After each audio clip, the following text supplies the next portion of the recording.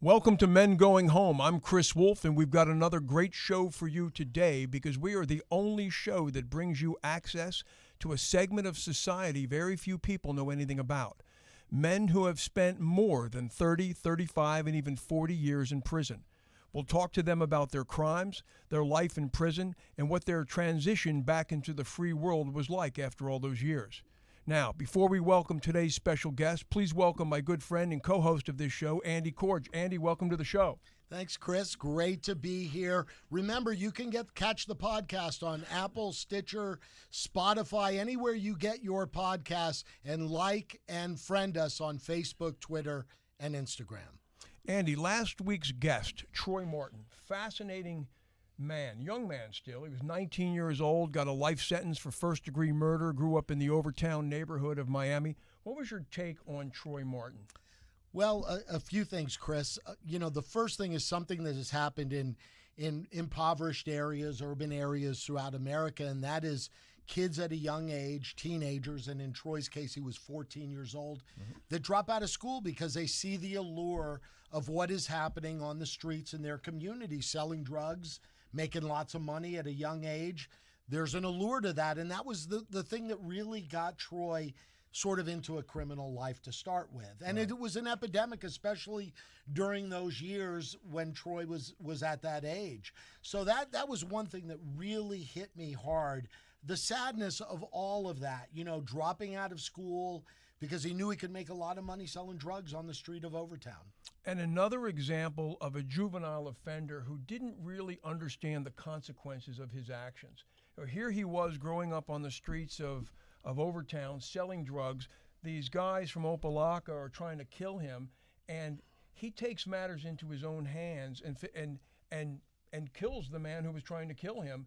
And when the judge pronounced his sentence of life in prison without the possibility of parole for 25 years, he was dumbfounded. He thought this was self-defense, and he didn't understand the consequences of his actions. And that's another issue, that juveniles are still tried and sentenced as adults, and there's very little consideration, even to this day, on crimes committed by juveniles. Yeah, and there was a kind of a theme that keeps coming up in these programs, which was, he knew these guys were after him. Correct. And he had three choices: either kill the people coming after him, be killed by them, or going to the authorities and letting know that these guys were after him, trying to kill him. And that was not an option for him. No. And that whole concept of snitching, although a lot of these guys, almost universally, every show we've had, someone snitched on them, and that's how they got caught. And he also said that the situation there has not changed, and people in Liberty City and Overtown still take matters into their own hands and do not go to the police. Yeah, and it was sad to me, Chris, because he struck me as just a really bright guy. And when I looked at him and talked to him before the show and after the show, I saw somebody who, if he had stayed in school, if he had the allure of that money on the streets of Overtown selling drugs had not, got him to drop out of school. I mean, he became a law clerk during his time in jail. Throughout his jail time. Yeah, throughout his jail time. So he was a smart guy. He's a smart guy and could learn a lot and probably would have thrived in society had he not taken that route. It was sad to me. Well said. Well said. Let's introduce today's guest and hear about his story. Today's guest, Jerry Arline, was sentenced to life in prison after being convicted of first-degree murder at the age of 19. He was paroled after 11 years, then spent another 29 years in prison for robbing a bank in 1993. He has survived over 40 years in prison in some of the country's most violent prisons, was finally paroled in 2012, and he is here today to tell his story. Please welcome my friend and guest, Jerry Arline. Welcome, Jerry. Hey, welcome. It's nice to see you guys, man. I'm blessed. That's all I can tell. All I can say is I'm blessed, and I enjoy myself. Well, I know you had a little trouble finding this place. You ended up way west, but we got you here, and we're glad you made it. Oh, man. Jerry, you were born in Liberty City in 1945, which is hard to believe because you don't look a day over 50 years old. But you were born in Liberty City in 1945. Yeah. What was Liberty City like in the 40s and 50s when you were young? I know your father moved to Opelika, but what is your earliest memories of Liberty City? Liberty City to me was, even though I was younger, it was bad. When I say bad, bad. You know, people killing each other, running around, stealing, and telling on each other. It's just that I didn't like Liberty City until my daddy and them. He just grabbed all us up, my siblings, and we moved to Opelika. Well, yeah, hold on one second, because you said that at a certain point, how old were you, 4 or 5? Your father said Liberty City is just too rough. Yes. I got to move the family out of here. Was there something that happened, or was it just the everyday violence of Liberty City? Too much crime. We couldn't take it.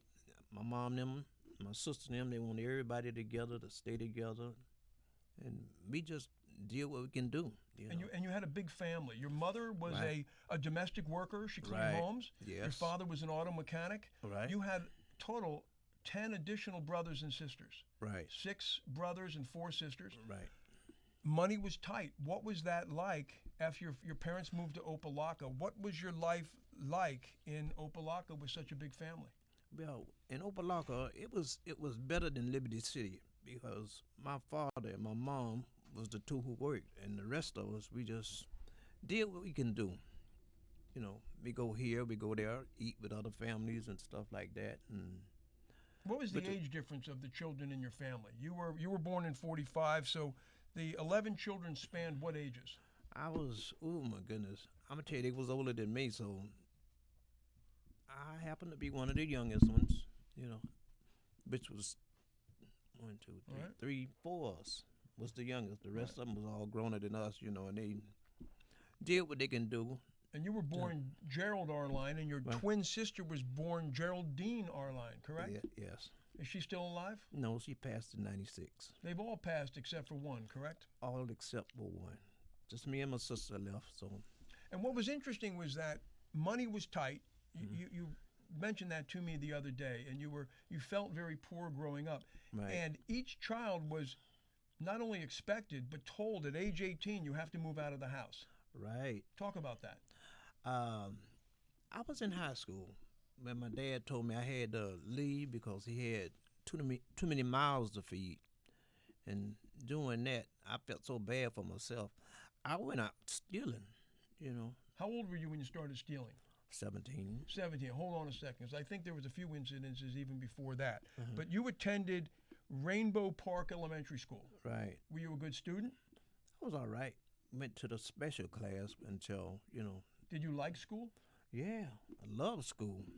And then you went on to early high school. You were a star athlete. Talk about that. What did you excel in? Track, football, and I love basketball. It's just that I had fun when I was. What was the last year of school you completed? I didn't complete school. I got a GED.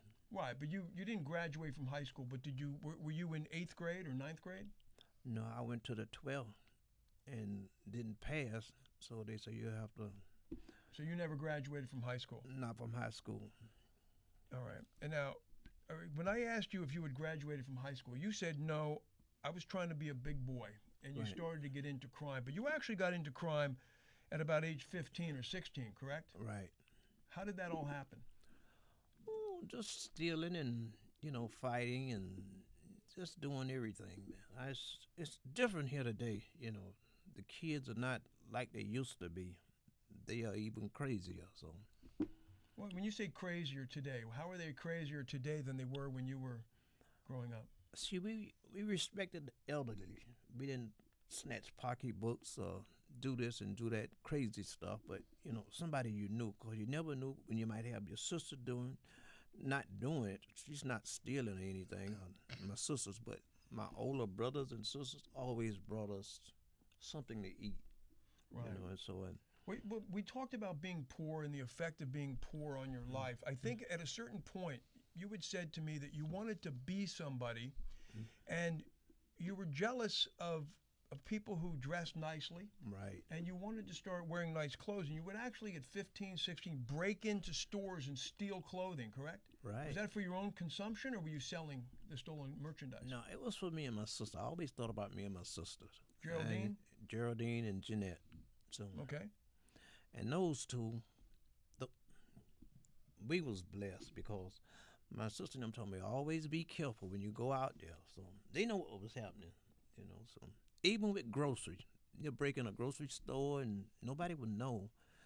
We'll come back with a cart full of stuff and I give it to my sister. That's after I had been kicked out of the house. So Well, you would steal from stores, and there was a distinction between stealing from a store and somebody, as you mentioned, who had snatched a purse. Because somebody, you once witnessed somebody snatch a purse from a woman. Right. You ran that person down, and you made them go back to the victim and return the purse. Talk about that. What was the difference between snatching a purse and breaking into a store? well, when you snatch a purse, you know, you never know when that's your mom, your sister, or somebody you know, or some old lady. It's just that I don't believe in stealing or snatching up from a older person because you never know when your mom might get a purse snatch or something like this. And oh man, So that hurted me. You had compassion, and you Right. didn't think that people should steal from individuals like that. Yes, that's how. That's So how I was stealing raised. from a store is more impersonal. It's Yeah. you're stealing from an entity, not an Right. individual. Yes, it is. I remember Grover used to say that. Remember Grover would Grover. rob, and he would say, I don't want your money. I just want the money in the safe." That's Yeah. right. That's So, right. all right. So you actually, you mentioned stealing groceries. You had a sister, and your sister had 6 children. So you would go into grocery stores and steal groceries for her. You weren't selling them; you were giving them to your family. How do Right. you steal groceries from a grocery store? You just steal. I even worked in the store, but you know they never knew I was stealing. It's just that I had bags of stuff, and then we always take the bags out to the trash. You know, in that trash bag would be groceries. You know what we had. So when I say what we had, it's what we ate. And my dad always went, "Where are you getting this stuff from?" So I just told him. And everybody just told me to be careful. Did you tell him you stole the stuff? Yeah, And was he okay with that? he was okay. He did what he had to do. He had to work. So Right. I never did get a beating for it or anything. So they always told me to be careful. Even my sisters, you know. Now, you had a turning point at age 19, a serious crime, but you dropped out of school. So between you dropping out of school and a serious crime at 19, what were you doing with your life at that time? Were you working? You were just stealing? What were you doing? No, I was working. Where? Able Builders. Okay. Able Builders. I can't recall his name now, but he gave me a job.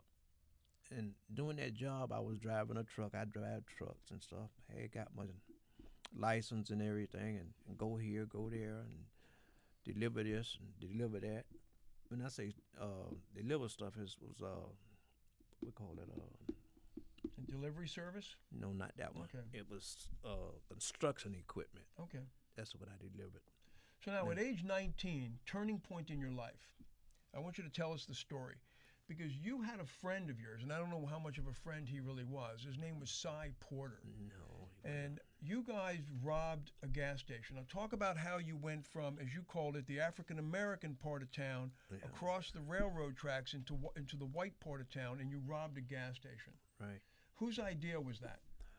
It was his. You know, I don't know nothing about robbing like this, but I know about stealing, like going in a store. But what he was doing, he said, "Let's go rob this gas station." And when we robbed that gas station, you know, everything went down. He was with the police. And Well, wait a minute. Now, so you crossed over the railroad tracks Yeah. into the white neighborhood, right. and you went into a gas station. The two of you went in together, and then what? He pulled out a gun. Did you know he had a gun? No, I didn't. So he went up and said, "Give me your money." Mm-hmm. And then what happened? Yeah, he gave him the money. No, which I got the money, but he said, "Just do what you do." And by me running back, cross the track to get away, he came back. I hear something say, "Boom, boom, boom," and you know, I said, "Oh my goodness!" And after that, we split up. We split the money up, and You know how much money it was? about $3,000. About $3,000. Yeah. So he went in. You didn't know there was a gun. No. He said, "Give me the money." The man gave him the money, and then on the way out, you were out the door, and then he just turned and shot And that's what made me even, unnecessarily. that what made me even scarier, you know. And I got mad at him because I don't know what was going on. But after we split the money, the police came, and find out what was happening. But hold on 1 second, because were you visibly and audibly upset with him after the robbery? Like, why did you shoot this guy? You didn't have to shoot him. Yes. And what did he say? He just, you know how you guys curse and stuff like this. Oh, well, you got what you can get. So I said, well, he split. And in fact, he even took more than I did. So. Right. Okay. Now you were saying a week and a half later, the police show up at an apartment you're living at. Now you weren't living with your parents at this point because you're 19 years old. Yes, I was living with my parents. Oh, okay. I thought they made you move out after 18. Yeah, but I would always come back and see my mom. You know. Okay. So they went back to your parents' house, and you were there. Right. What happened? Well, when they came in, they had a shotgun. About long as that's my first time seeing a shotgun. Right. So I said, oh my God. So they said, don't run, we're gonna shoot you. So I said, okay. So I came down the steps, and next thing you know, they handcuffed me and stuff like this. And my sisters and them was crying. My mom and them was home at the time, and I went to jail. They took me to jail. So they just arrested you. Did you know at the time why you were being arrested? Yes. They told you you're being arrested for the armed robbery of a gas station, and come to find out it was Cy Porter. And Cy Porter, he just turned everything on me, you know, like. But here's a question that I have, and Andy, maybe you're thinking the same thing. Why would Cy Porter turn you in unnecessarily if they weren't looking at him? Like, why did he just decide to, call the police and tell them that you did this robbery and killed this gentleman? Well, Cy Porter at the time, during that time, he was working with the police, and I didn't know that. But the police said, you don't want to go to jail. Tell me what's happening. So he told him that Jerry Arline, shot the guy and blah, blah, blah. And I couldn't understand it myself. So this officer, Martin, that's all I can remember. Officer Martin from Opelika. You said he didn't like you. No, because I was famous in school, running because track. You were an athlete? Yeah, and he didn't like that. I mean, a lot of guys on the street, we all stayed together, but me, he just didn't. He tried to run me over with his car and stuff like that, but he got hung with he tried to run me. He got hung with the clothesline, and that was really. So he just had it in for you.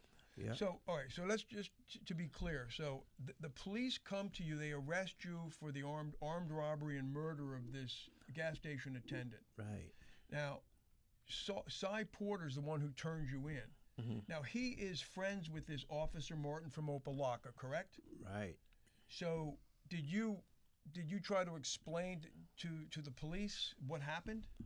You admitted you were there. I admitted I was there, but it's just that the police, he didn't care, Officer Martin didn't care. Yeah, he just wanted to see me go away, get put away. I said, okay. So did you get an attorney, a public defender? A public pretender. Yeah, they gave me one, but he looked like he worked it more with them than he did me. So he was trying to just get you to plea it out. I mean, yeah, exactly he wasn't really listening to. Right.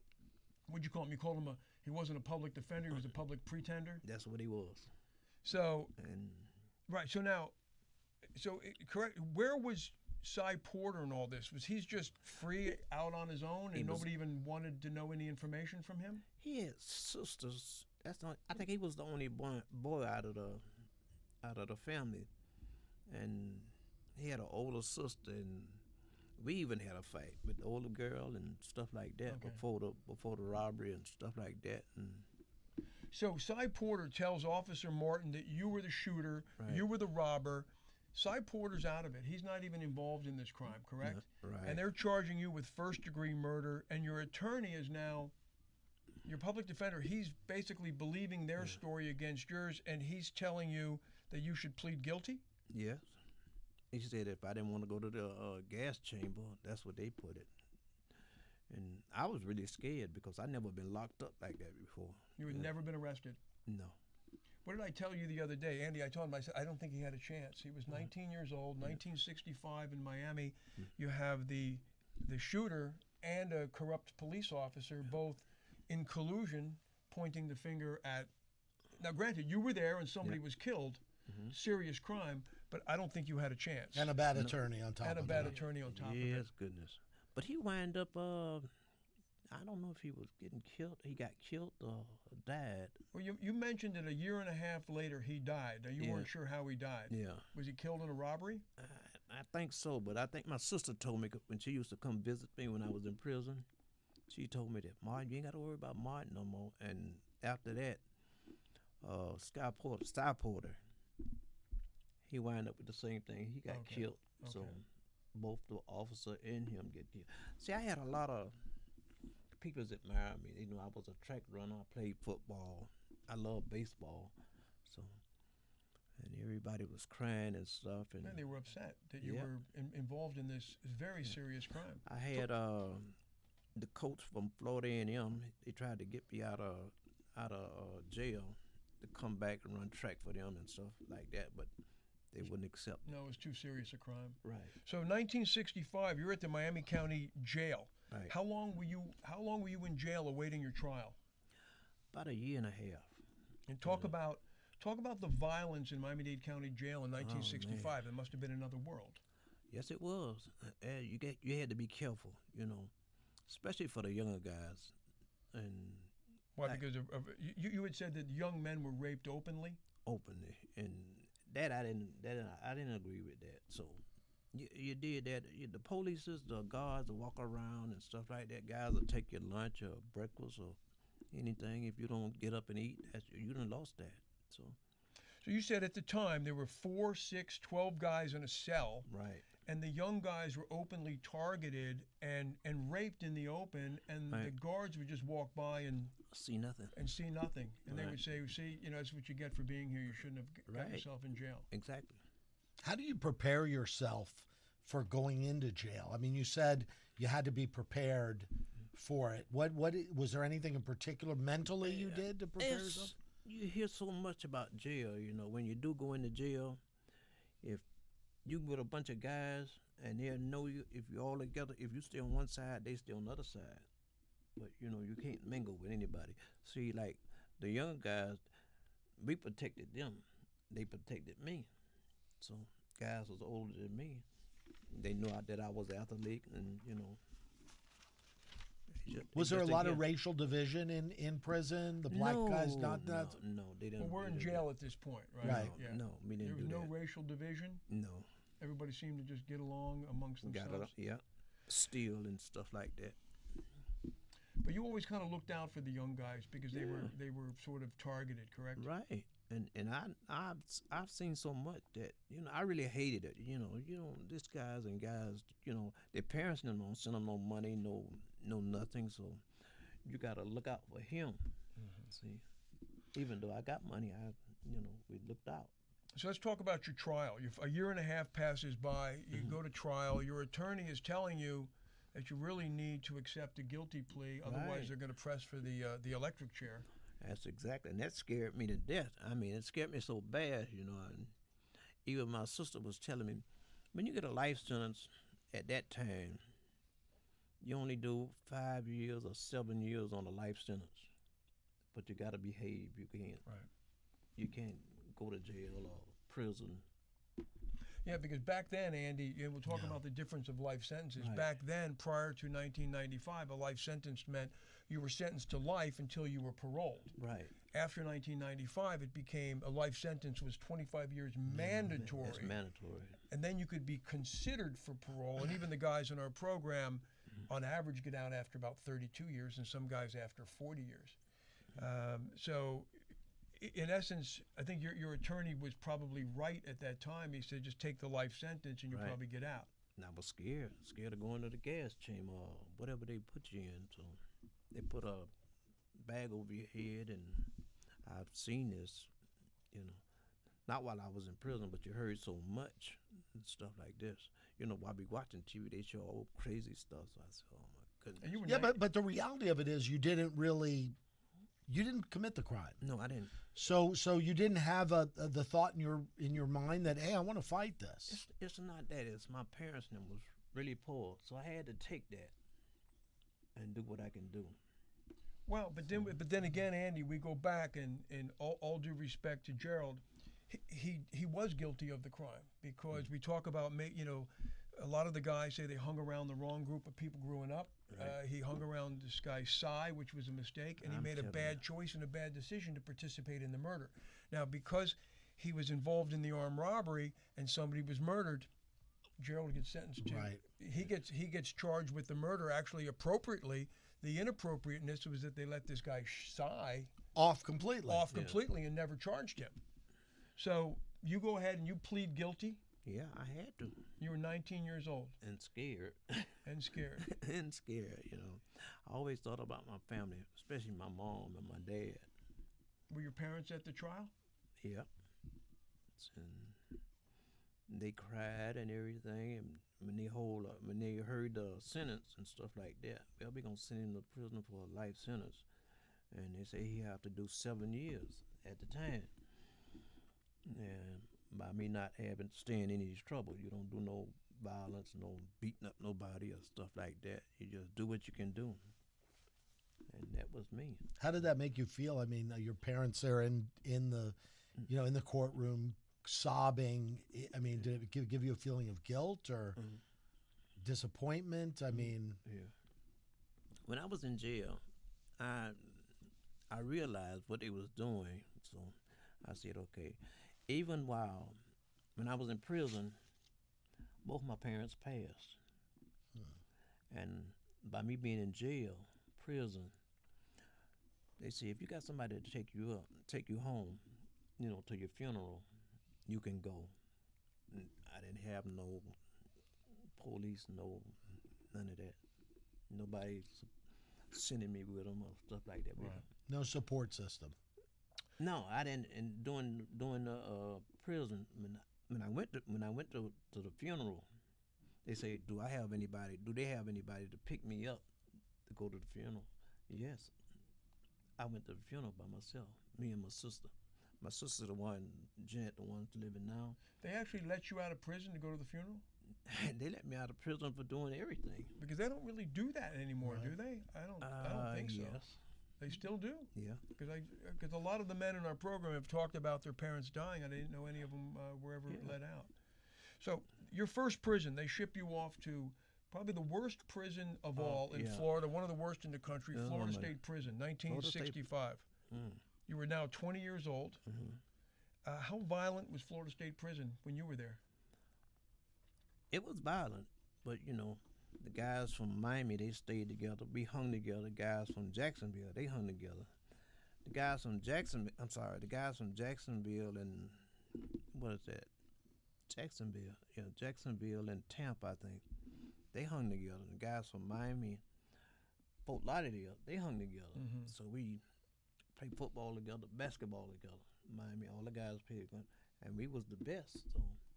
You were 20 years old. You weren't married yet, were you, or were you married? No, I wasn't married. When you went to prison for the first time, you were not married. No. Now, you did mention that for some reason you never really got caught up in the violence. You never had a lot of fighting. No. You seemed to get along pretty well. I mean, I would guess you were a pretty laid-back guy then. You are now. Yeah. And you seem to get along with everybody. So how did you survive? You spent 11 and a half, not 7. You spent 11 and a half years at Florida State. Well, in prison. In prison. Between Florida State and Belle Glade. But how did you survive without really much trouble other than a scar on your forehead? And how did you get that scar? I got that in prison. There's a guy, he tried to, I'm not into guys and stuff like that. And one guy, he tried me and... I mean, sexually, and he was coming on to you. And I'm not into that, so I don't do men. Right. I've never raped anybody. Right. None of this, and I don't like it. I don't like it now. So what happened? So he was mad that you shunned his advances to you, and then he got in a fist fight with you or hit you with a brick, didn't he? Yeah, at the brick plant, where they make big, doing the prison stuff like that. And he was talking out loud and this and that and this, and I just snapped and hit him first, and next thing I know, he picked up a rock and hit me. So. And that's when they shipped me. They kept me in confinement, but they They shipped you to Belle Glade. Shipped me to Belle Glade. And how was Belle Glade different from Florida State Prison? Yeah. How so? It was you got custodies, community, minimum, close custody, and Gotcha. super custody. Them two you can't get out. You can't, and they look at your record and see how Right. you. Oh, this guy, he's all right. See, during my time, I worked for the superintendent, the lieutenants and stuff. They used to bring us stuff, pizza and stuff like Right. this. And Jerry, I don't care what you did with it. Get rid of it. Don't take it in. I worked outside the gate. But that was, I think there you're talking about the drug dealing that goes on in prison, correct? Yeah. You worked at the canteen and they would bring you things that contained drugs, and then you were to take it places. Some officers, and then they try you. The officers try you. When I meant try you, about you taking stuff in the. So the officers were dealing drugs, Yeah. it's and a they were lot of- making money, and they They were were. using the prisoners to distribute drugs through the prison. Even the women, and that's happened just before they closed the prison, before this disease went around. Yeah, before COVID. Yeah, down where we go and talk to the guys. At Everglades Correctional Institution. Right. And that was pretty common. I mean, at Glades, was it common in all the prisons you saw in terms of guards bringing in contraband like that? Right. See, they throw phones over the gate, and what else? Bring your food. Cell phones. Yeah, cell phone. Cell phones, yeah. That's the main thing. If you can get a cell phone. I did some stuff myself after I got out of prison and going down to Everglades. You got a couple of guys, they don't get anything. And Well, who are these guys? You prisoners or guards? they are prisoners. Okay. I've gave money, $30, up to $30. Yeah, this yours, this yours, this yours. But them guys wasn't getting anything. I didn't give you that. $30 for you, $30 for you, $30 for you. I didn't give you anything. Oh, gotcha. Because you're not supposed. See, you're not allowed to do that there. You're not Right. allowed to give people cash or anything like that. Right. So you get paroled on February 21st of 1978. You're actually paroled. You do 11 and a half years at Florida State and Belle Glade for a first-degree murder, which is pretty amazing because today you would have done at least probably 30 years. Right. So what did you do? You got paroled. You're in your mid-30s. Yes. What was your life like? You get out of prison. I don't know. I really was scared when I got out of prison and when What were you scared of? going back or something like that. Because you were on parole. You get out, Right. you're on parole. All right, so you're on parole. So what did you do? You get a job? Yeah. What'd you do? I did construction equipment. Like what they call them. They put Right. All right. post yours. Okay. Put And, 'em on and what you, they put- you get married? I got married. Yeah. You got married? Yeah. You have any children? 2. You have one biological, one step? Yeah. So you married a woman who had a child from a previous marriage or a Oh. previous relationship? The one now. Yeah. Okay. Yeah, and me, we all right. She's retired. So So you got when you remember when you married her? Shortly after prison? yeah, me, a dad, my stepson.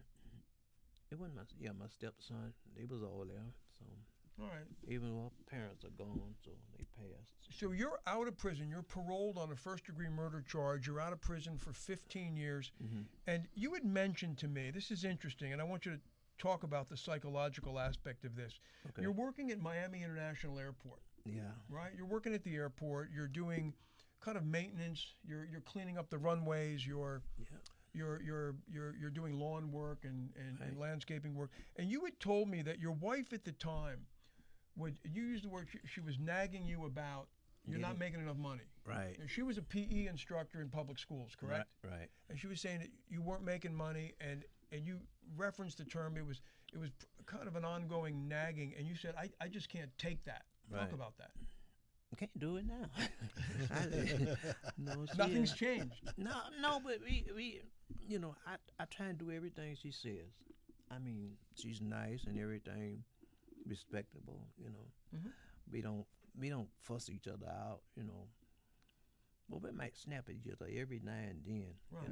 baby, can you go get me this? Can you go get me that? I said, come on, baby, give me a break. You know, so Right. other than Just that, we normal don't- stuff. Yeah, we don't curse each other. And, you know, Right. That's disrespectful. I don't do that to no women. Right. Not even my sisters or nobody. But back when you in 1993, you're 38 years old, and I think I got the impression that the nagging was too much, and you realized you got to find a way to make some money. Right. So you leave work From the airport. from the airport, Mm-hmm. and you rob a bank. Right. Talk about that. Well, when I robbed this bank, I gave them a note. No guns, no nothing. Didn't have a gun on you? No. At the time, you know, we mostly cashed our checks there at the bank and right there. Tell me this. Where was the bank? On Lejeune Road in on Miami? Lejeune, yeah, right across from. Right near the airport. Right. So did you have a plan? Did you have a plan? How are you going to do this? You didn't wear a mask, did you? No, it was a spur of the moment, and You just decided that day to rob the bank. right. And when I went and robbed the bank, after I gave the lady she gave me what she had. I think it was about 15,000 or 1,500 or Was it just you, or did you have partners? just me. No, Just no. you. You decided I'm going to rob this bank. You don't Right. put on a mask. You drive into a bank that you've been to before. Yes. I'm sorry And- for interrupting. You hand her a note and you say, "Give me the money." Right. And when she gave me the money, you know, I got what I can get. I mean, she put it in a little bag, put it in her bag. Okay, I don't know how the police got there that quick, but on the way back to the airport, the police was right behind me, but the light was there. So while they waiting for the light, the police, I can see him getting out of the car, but I took some money out of the bag and just threw it up in the air, and you see everybody, you know, like. Wait a minute. Let's back up here because this is a lot of moving parts here. I see that. Okay, so you give her a note. She gives you $15,000. You just walk out of the bank. Nobody Right. stops you. You Nobody get in your stops. car And leave. and leave. Did anybody follow you out? No. If Okay, they so did- you get in your car, and before you know it, you're at an intersection, and you can see the police car with the lights going around. Right. And Go ahead. and when I took some money out of the bag and threw it up in the streets and everything, you know, everybody just stopped and was getting out, just grabbing money and stuff like that. And the police was trying. I don't know how they got me, but they didn't pick me up right then.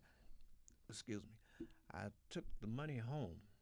So you What created a left of it. traffic jam Right. with a feeding frenzy of cash. And then you take off, and you're able to get away, and you go back to your house. Right. Go ahead. And when I get back to my house, I was married then, so I took the money and hid it up under the rug, what was left. And so when the police came and got me, you know, I still didn't tell them where the money was, but that money it was lost. Because me and my wife, you know, we was staying in an apartment. We stayed downstairs saying, So wait. So now you hide the money. What room was it? The living room? Your bedroom? no, it was our bedroom. me Your and my bedroom. wife. So you hide the money, and you don't. At this point, your wife doesn't even know you just robbed the She bank. no. So you drive back to work. Drive back to work. What happens? Come back, the police came. They say, do y'all have a Jerry Arline work here? And they say, yes. And they say, oh, he's over there. We was in the room all eating, you know, lunch and stuff. So when they came up, they told me to come outside, you know, not with their guns drawn and nothing like that. So they came out and told me, say, you're under arrest for bank robbery. And How did It was. How did they know it was you? well, I ran after that. I got the money to my car. I didn't park right in front of them. I parked them over. And so I guess somebody just was watching me and stuff. And I was kind of scared anyway. So when I made it to the light and the light stopped and I tossed the money up in the street, I said, oh, goodness. Now, listen, they got my So they- tag. But this was a bank you went into regularly? Yeah. It was a place you went into all the time, a bank, so they probably recognized somebody recognized Yeah, you. yeah, because let me see. Yeah. They had how many tellers? I think they had 4 tellers. Right. So somebody recognized you. Yeah, They come to where you work, and they arrested you. Yeah. So now they take you down to the police department.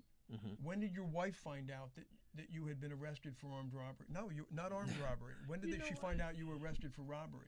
I gotta ask about that. Was she mad? Yeah. What did she say? Oh man. Now I'm gonna tell you the truth. Between her and her mom and stuff, and I heard so much, you know. Man, what are you doing?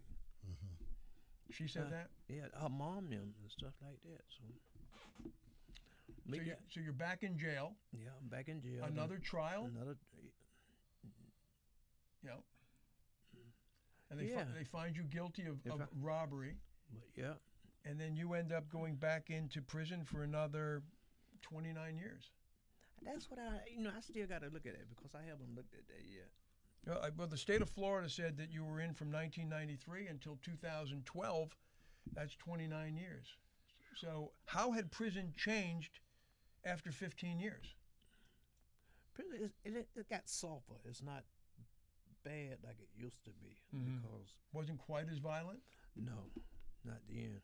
So How did you survive 41 years? You did 41 years of incarceration. How did you survive 41 years? You know, I didn't think about it.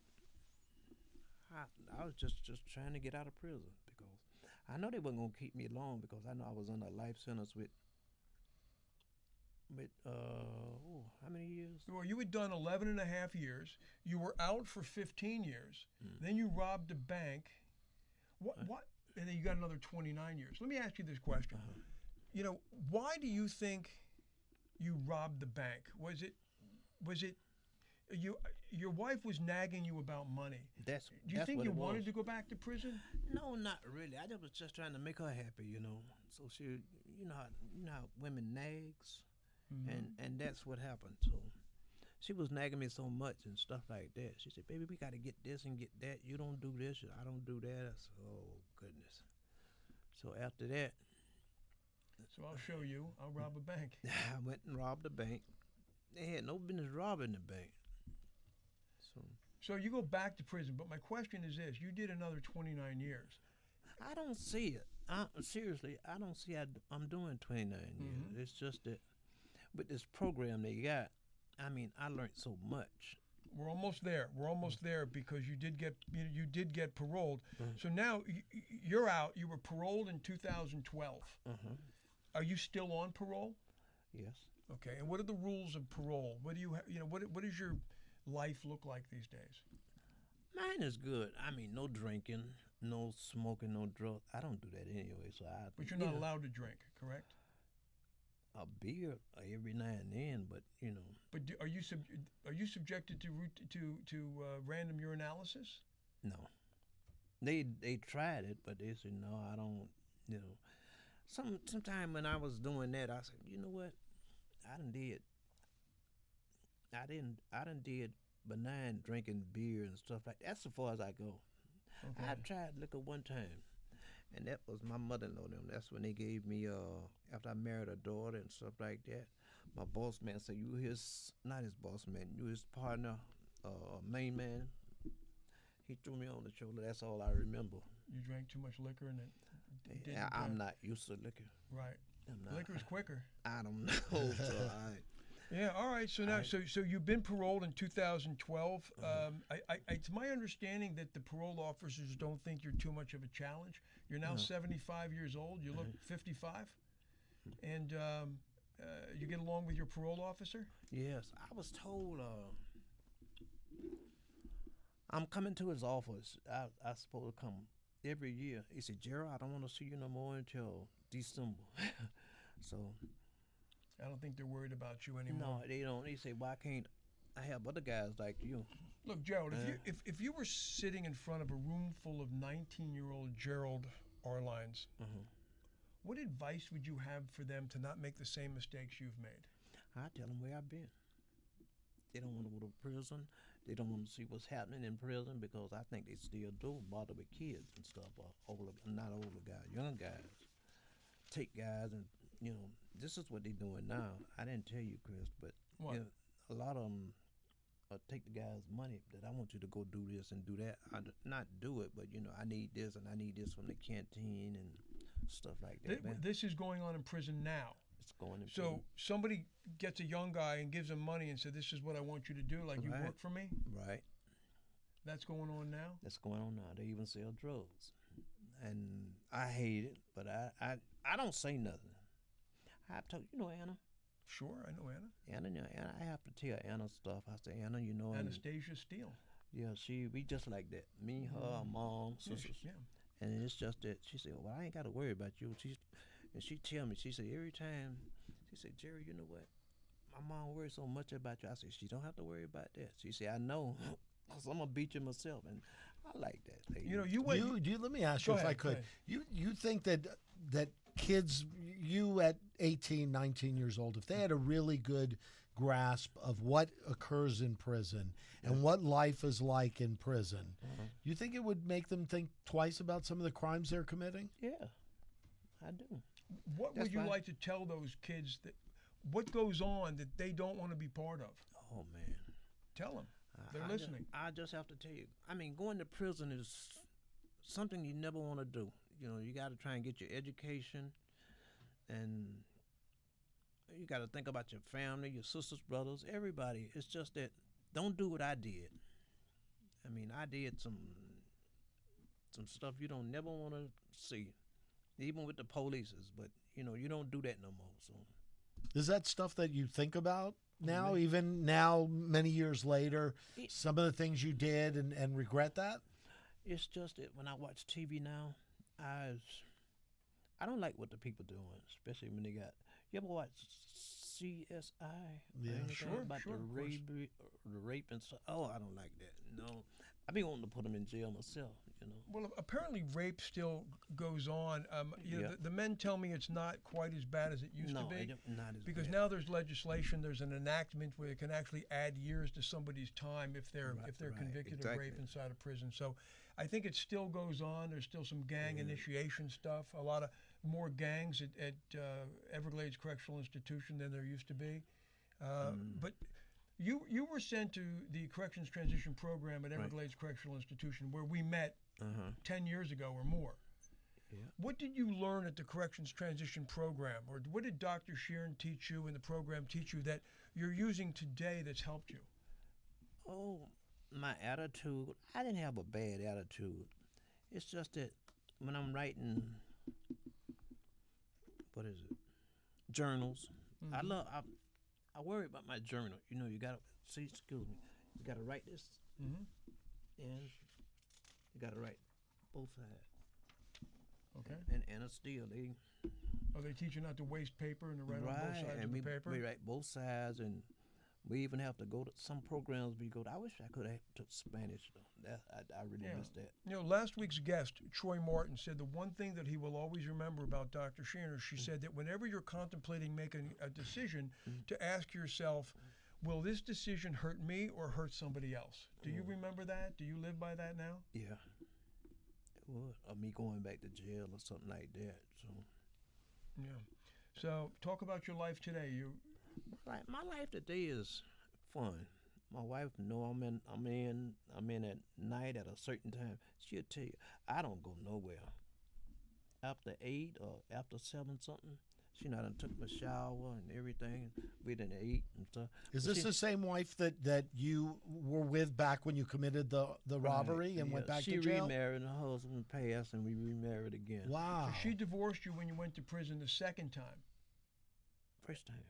Well, That's okay. the first time? No, but you said you weren't married the first time you went to prison. So she divorced No, you. I was married the first time. Okay. But she remarried. She divorced She me. divorced you when you went to prison, Yeah, and then you remarried her when you got out of prison this time. right. Wow. And we've been together ever since. I'm happy with her. We happy with each other. So. And she's retired from the public school system. Yes, 34 years. So And up until COVID, you would volunteer. Dr. Sheeran says to always give back and help others. we do And it. you're helping the men at Corrections Transition Program. How are you helping them? Like we do. Well, we have picnics. We throw picnics, paint houses. You know, giving back. We got a system we call giving back to society. We don't charge you, That's nice. and I like that when you give them the older people, so somebody house is not looking too good. We cut the yards, or trim the trees back. And what advice do you give the men? Because I've been there on Tuesday nights when you're there. What advice do you give the men who are still in prison waiting to be paroled? just be yourself, man. You know, you got to get away all that old crazy stuff. And this is what I like a guy. I think he went to up in Tampa. He's still in Tampa, and I'm glad of that because he done been back a couple of times. Yeah, Troy Martin. There's a lot of them come down from Tampa. Come from Miami too. Okay. And I remember a guy almost taught me. He said, "Jerry, you better get your behind somewhere. I'm gonna beat your behind if you're not going to school and go to school and stuff like that." But I never played hooky. I don't like to play hooky. And you started a landscaping business after you got out that you're still running yourself, correct? Yeah, it's just that I like what I'm doing, you know. But some people can get on your nerves. Jerry, can you go do this and can you do that and do this? And I said, oh man, please, you have to. That's life. Patience, that's what life. it takes. Patience is a virtue. I got two ladies calling me this morning, Miss K, Jerry, did you go check on my what is that, dryer? No, washing machine. It's a washing machine. Guy didn't give a washing machine back, so I had to go back and tell him, man, did you fix the washing machine? It's still on 27th Avenue in Alabama. So you're still working hard every day. Put it this way, if I don't work, I'll go crazy. I mean, it's just that. You cut a lawn today, didn't you? Yes. Every day you cut grass. Yeah. No, maybe about 3 or 4. That's if I'm really working, you know. And I like to work about myself because you got people go in people's yard and want to steal this and steal that. Especially I got the old ladies down the street from me. And I just hate to see her cut her yard by herself. Right. I don't charge that lady a dime. Really? A dime. All right. Well, listen, Jerry, I want to thank you so much for coming on our show today. Hopefully you can come back at some point in time. Yes. We're all very proud of you. You're doing well. I thank you. Everybody always speaks highly of you, and you're a very respected alumni of the Corrections Transition Program. Thank you for being here today. Okay. Andy, any last comments for today's show? Well, no, it's great to meet you, Jerry, today, and to see how well you're doing. And my God, I don't know what he's drinking every day to keep looking the way he does at 75. But man, I want some of that. Well, maybe you should cut your own yard, and you can look like Jerry. Maybe. You know, if I don't do something around the house, I get bored. Of course. You won't believe me washing clothes or washing the dishes and stuff. I do everything but cook. I don't know how to cook. You and me both, my friend. All right. Well, that does it for today. And thank you all so much for tuning in for another episode of Men Going Home here at our new home at the Man Live in Miami. And a very special thank you to our friends around the world who are taking their time to watch and listen to this program. A few that I can mention are Tom Corcoran in Delray Beach, Frank Ryan in Coral Springs, and Nono and John Hedstrom in Portugal. Thank you all so much for watching and supporting the show. Thank you all again so much for watching, and we'll see you next week.